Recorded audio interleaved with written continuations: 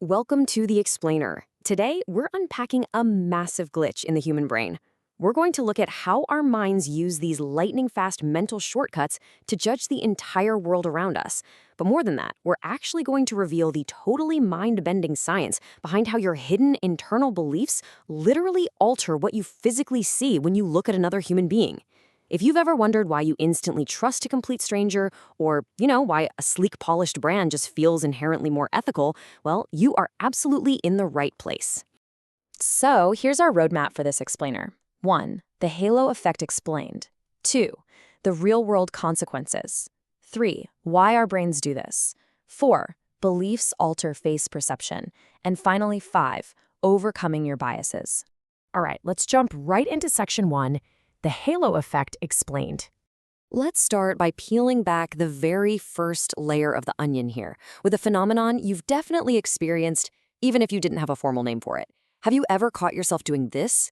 Wondering why we naturally assume a conventionally attractive social media influencer, or maybe that really sharply dressed coworker is just automatically trustworthy and intelligent? We literally do this in the blink of an eye, often with absolutely zero evidence to back it up. Well, this brings us to our baseline concept. It's called the halo effect. Named after that glowing ring you see over saints in old religious art, it's basically a cognitive bias, a perception error. It happens when we take a single isolated positive trait, like physical attractiveness or even just a great sense of style, and we generalize it into this glowing aura of assumed perfection across the board. Let's make this a bit more concrete. Let's say your coworker Jake dresses impeccably and, has a great smile. The halo effect is that sneaky mental shortcut that might cause you to vouch for his leadership skills on an upcoming project. You're completely ignoring a total lack of evidence about his actual management abilities simply because you're evaluating him through rose-colored glasses. Because you like one thing about Jake, you're hardwired to predispose yourself to like everything else about him. But as you might guess, this pendulum of human judgment definitely swings both ways. While the halo effect assumes an attractive person is highly moral or competent, the exact reverse of this is called the Horn effect. Back in 1977, researchers Nisbet and Wilson did this famous study where they showed participants videos of a professor. When the professor acted warm and friendly, students loved his accent and his mannerisms. But when he acted cold, just a single negative trait, the Horn effect guaranteed that those exact same neutral traits, like his accent, were suddenly rated as deeply, deeply irritating. Crazy, right? Which brings us to section 2, the real-world consequences. Now, what's really fascinating and kind of scary about this is how these isolated individual judgments snowball into massive systemic issues. This doesn't just stay in our heads. The real-world fallout is staggering. In the workplace, conventionally attractive service workers literally receive higher ratings and tips. In the justice system, beautiful people often get way more lenient courtroom sentences. We even see it in education. Studies actually show teachers will grade essays higher if the student just has a popular or attractive name. So this bias is creating profound, measurable inequality across our entire society. And to really show you the sheer scale of this, look at how it bleeds into business. A massive study of over 21,000 hotels revealed something absolutely wild. Almost 50% of a hotel's location rating, which, let's be honest, should literally just be about its physical geography, was actually driven by totally unrelated factors. Things like staff friendliness and room cleanliness. Basically, a sparkling lobby creates a halo effect that tricks guests into thinking the hotel is in a better part of town. And the stakes get even higher when we look at medicine. A 2010 study explored how doctors rate children for behavioral disorders. They found that if a child just displays oppositional defiant behavior, like, arguing or refusing to follow rules, evaluators will falsely inflate their ratings for hyperactivity and inattention too. That initial negative impression heavily clouds their objective medical judgment in a completely different area. So, moving on to section 3, why our brains do this. If this causes so many problems, why on earth do we do it? Well, we've actually had a clinical understanding of this phenomenon since way back in 1920. Psychologist Edward Thorndike discovered that commanding military officers were evaluating their soldiers' technical skills based almost entirely on their physical neatness and physique. If a soldier stood tall and looked strong, the officers just assumed he was also highly intelligent and a great leader. Thorndike realized that people simply cannot separate their general, overall assessment of a person from their specific individual traits. Basically, our brains rely on these shortcuts for 3 main reasons. First up, associative thinking. It just takes way too much energy to analyze every single detail about a person, so the brain happily fills in the gaps for us. Second, we crave cognitive consistency. It is incredibly uncomfortable to think someone is super attractive, but also a terrible person, so we just ignore the bad facts to avoid that cognitive dissonance. And finally, evolutionary theories suggest our ancestors linked physical symmetry to actual health, creating this hardwired shortcut to quickly assess mate value.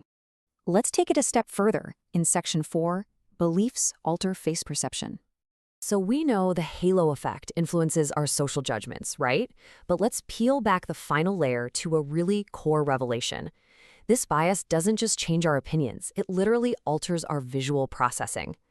Classic impression theory, championed by researchers like Solomon Asch in 1946, tells us that our internal lay beliefs about personality are tightly linked together. Asch noted that if we think someone is intelligent, it colors how we perceive their happiness or friendliness. But a groundbreaking study published in the Proceedings of the National Academy of Sciences, or PNAS, takes this a massive step forward, right into the actual physical architecture of the human face. As you can see here, this is the ultimate proof. The top matrix represents what we call conceptual trait similarity. That's how we mentally link abstract words like caring and trustworthy together in our heads. Now, compare that to the bottom matrix, face trait similarity. The researchers essentially proved that the exact same correlations we hold in our minds map perfectly onto how we judge the visual features of human faces. Our internal mental map dictates our external visual map. For the longest time, science thought face impressions were just a fixed, bottom-up reaction, meaning you see a specific jawline or a certain eye shape, and your brain just automatically registers dominant or trustworthy. But this study proves that face impressions are actually dynamically shaped top-down. They are driven entirely by your idiosyncratic conceptual trait space, which is really just a fancy way of saying your own personal, internal beliefs about how personality traits clump together. So the big so what of all this is this. Let's say you personally hold the belief that agreeable people are also highly open to new experiences. Through image classification tasks, researchers showed that your brain will physically use more similar visual facial features when trying to judge those two traits in a stranger. If your conceptual knowledge links two traits together, your visual system actually merges the facial features you look for to find them. You literally see what you believe. Which leads us to our final part, Section 5, overcoming your biases. Knowing that our preconceived beliefs alter both our social reality and our literal visual reality, how do we actually outsmart our own brain's blind spots? Well, you have to practice something called cognitive debiasing. The absolute best thing you can do is intentionally slow down your reasoning process. Just refuse to make those snap character judgments upon first meeting someone. Instead of forcing them into a pre-existing mental box or schema based on their outfit or their jawline, give them the actual time to show you who they are through their actions. Interestingly enough, while we work on upgrading our own internal mental software, carefully programmed AI can actually act as a powerful guardrail for us. In places like human resources, AI can be used to scan applications and filter out bias-triggering details entirely, like the name of a prestigious university, a person's first name, or a headshot.